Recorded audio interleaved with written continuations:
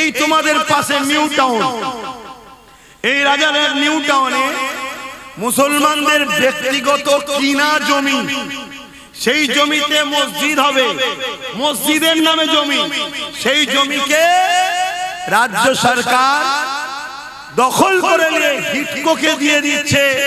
ওই নিউ টাউনে আবার 1100 কোটি টাকার তোমার আমার ট্যাক্সের জায়গা, তোমার আমার সম্পদ, দেশের সম্পদ, মুসলমানদের সম্পদ, তাকে জোর করে হিন্দু ভাইদের ধর্মস্থান করতে দিচ্ছে না, দেয় না। তাহলে এরা সবাই তো দেখছি একটা বিশেষ ধর্মের দল। এই কথা বুঝছেন না? বলেন না যেটা আমার সংবিধানের পক্ষে না বিরুদ্ধে? বিরুদ্ধে।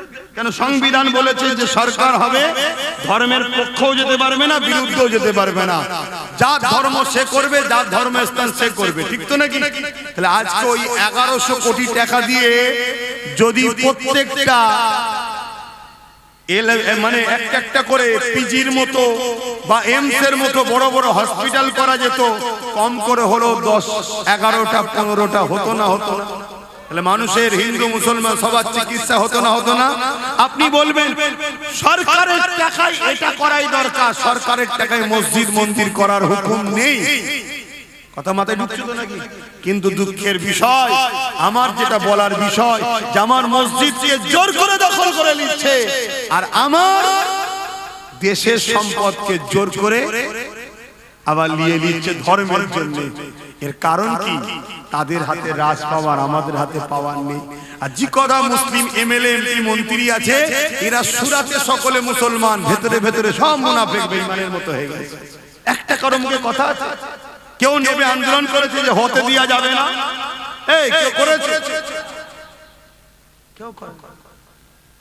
উপরন্তু কোন মুসলমানের ভালো জায়গা যদি গরিবের জায়গা থাকে, এই মুসলমান গুন্ডা নেতা কোনকে দিয়ে সেই জায়গা দখল করা হচ্ছে, অ্যাকোয়ার করা হচ্ছে।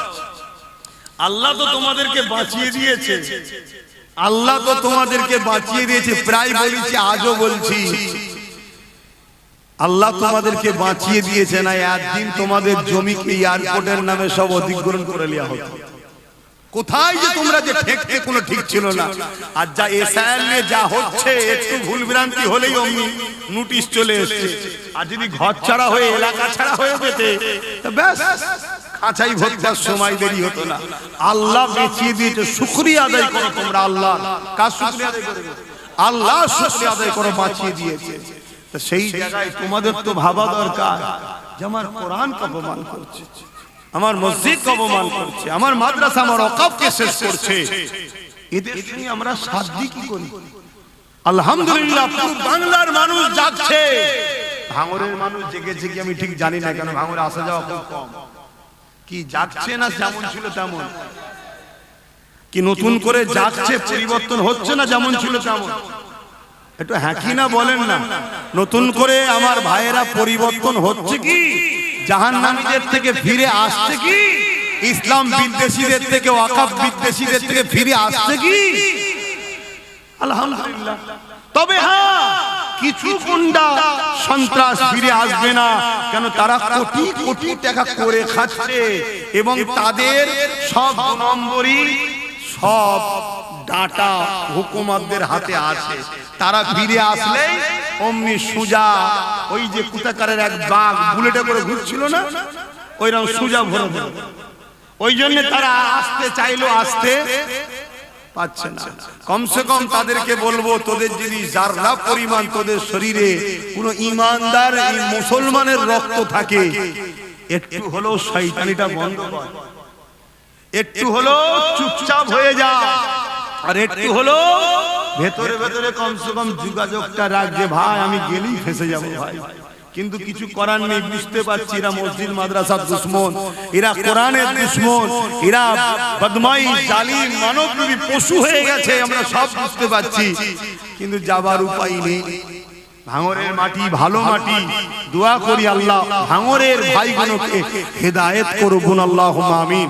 যদিও হিদায়েতের চান্স ছিল, যদিও হিদায়েতের চান্স ছিল, এমন এক রক্তকে জুড়ে দিয়েছে, এই হিদায়েত হওয়া খুব মুশকিল হয়ে গেছে।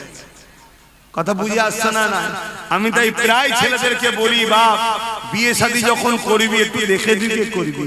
কথা বুঝে আসছে না? না, বিয়ে শাদী করবি দেখে দেখে করবি, পণ নিতে যাবি না। কথা বুঝে আসছে? খুব যদি অভাব হয় আল্লাহর কাছে তাহাজ্জুদ করে কাঁদবি, দেখে দেখে করবি। এমনও তো আছে লটারিতে পেয়ে গেছে, তাকে নাকি বিয়ে করে নিচ্ছে লটারিতে। বুঝতে পারছেন আমার কথা? লটারিতে বেট লাগিয়ে দিয়েছে, সংসার জীবন চলছে, লটারিতে হেরে গেছে, বেট লাগিয়েছে, আমার বউকে বেট লাগালো। এই আমি গল্প করছি নি, মুরব্বীদেরকে কানে কানে জিজ্ঞেস করুন, উত্তর পেয়ে যাবে। লটারিতে লেগেছে, লটারি। মুরব্বীদের জিজ্ঞেস করবেন, উত্তর পাবেন, আমি একটা কথা বলছি না। আর লড়াইতে লেগিয়েছে, যে লেগিয়েছে সে হেরে গেছে, তা যে জিতেছে সে বলছে তাহলে দিয়ে দে, নিয়ে এসে বিয়ে করেছে। সেই সংসার জীবনের সন্তান মনে হয় কোরআনের পক্ষে হবে, সে মনে হয় কোরআনের দুশমনদের বিরুদ্ধে কথা বলবে, কেস করবে মনে হয়। ও তো মুসলমানদের ঘরে কি করে শেষ করব, কি করে 10-20টা 1000টা মুসলমানকে খুন করা যাবে, এই চিন্তাই করবে। কথা বুঝে আসছে না? হ্যাঁ, একটু বুঝে বুঝে কাজ করো, বুঝে বুঝে চলো। সংসার করতে হবে, একটু দেখে শুনে করো। কারবার করতে হবে, করো, যাত্রার সঙ্গে নয়। কেউ সুদের কারবার করে, তার সঙ্গে তুমি কারবারে লেগে গেলে হবে? একটু দেখে দেখে করো। দুনিয়াদারি করতে হবে, রাজনীতি করতে হবে, ব্যবসা করতে হবে, সব করো, কিন্তু আখিরাতকে নষ্ট করে করবে, জাহান্নামকে কিনে করবে।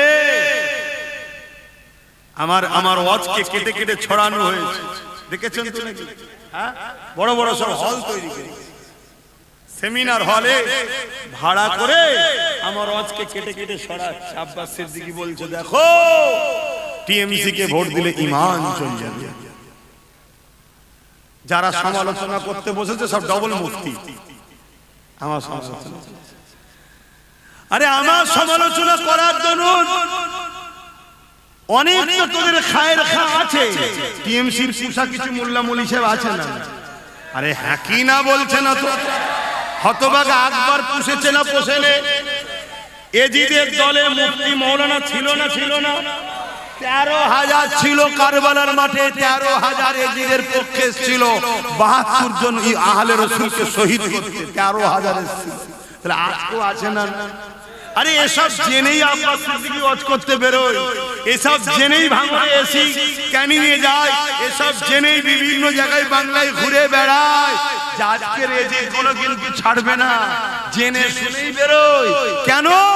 আমার আল্লাহর ফয়সালাকে আমি রদ করতে পারবো না যখন, ও তো টেনশন করেও লাভ নাই।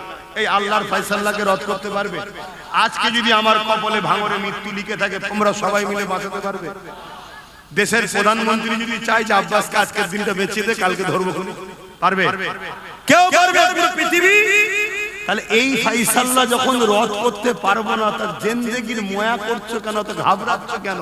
শুধু মনে রেখে দিও, আল্লাহ ও রাসূলের বিরুদ্ধে আমরা যাব, জুলুম করব না। আর কেউ জুলুম করলে তাকে মাফ করব না। কেন? জালিম আর ইসলাম একসাথে হতে পারে না। তাই ইসলামের মাওলানা আর জালিম একসাথে হলেই জানতে হবে ও মাওলানা ইলম পেয়েছে, কিন্তু হক নয়, ও বাতিল। ইলম আলেম দুই ধরনের, খায়রুল উলামা, শাররুল উলামা। মন দিয়ে শুনে, হক উলামাকে চিনিয়ে যাচ্ছি, অসুবিধা হচ্ছে। হক উলামা হলো কখনো জালিম শাসকের সঙ্গে তার সুসম্পর্ক থাকবে না। কেন? ইসলাম আর জুলুম কখনো একসাথে থাকতে পারে না, এটা মনে রাখবেন। আমার নবী পাকের লড়াই ছিল জালিমের বিরুদ্ধে, হযরতে মুসা হুজুরের লড়াই ছিল জালিমের বিরুদ্ধে, ইব্রাহিম নবী, যত নবীরা এসেছে জালিম শাসকের বিরুদ্ধে লড়েছে। আমার হোসাইন পাক জালিম শাসকের বিরুদ্ধে, আমার সিদ্দিক আকবর জালিম মুসাইলামাতুল কাজ্জাবের বিরুদ্ধে, আমার উমর ফারুক জালিম রোম সম্রাটের বিরুদ্ধে, এরকম যুগে যুগে ইমামে আজম জালিম শাসকের বিরুদ্ধে, ইমামে মালিক জালিম শাসকের বিরুদ্ধে, ইমাম বুখারী জালিম শাসকের বিরুদ্ধে, মুজাদ্দিদ আল-কাসানি জালিম শাসকের বিরুদ্ধে, আমার গরিবে নওয়াজ, আপনার গরিবে নওয়াজ জালিম শাসকের বিরুদ্ধে। এ যুবক শোনো, তোমার আমার মুর্শিদ জামানার মুজাদ্দিদ জালিম শাসকের বিরুদ্ধে, ব্রিটিশের বিরুদ্ধে লড়াই করেছে। জোরে বলুন সুবহানাল্লাহ। হক উলামা আর না হক উলামা চিনার একটা রাস্তা বলে গেলাম। এবারে কে নেবেন না নেবেন তার ব্যাপার তো, কিন্তু দলিল সহ বলে যাচ্ছে, শুনছেন তো নাকি?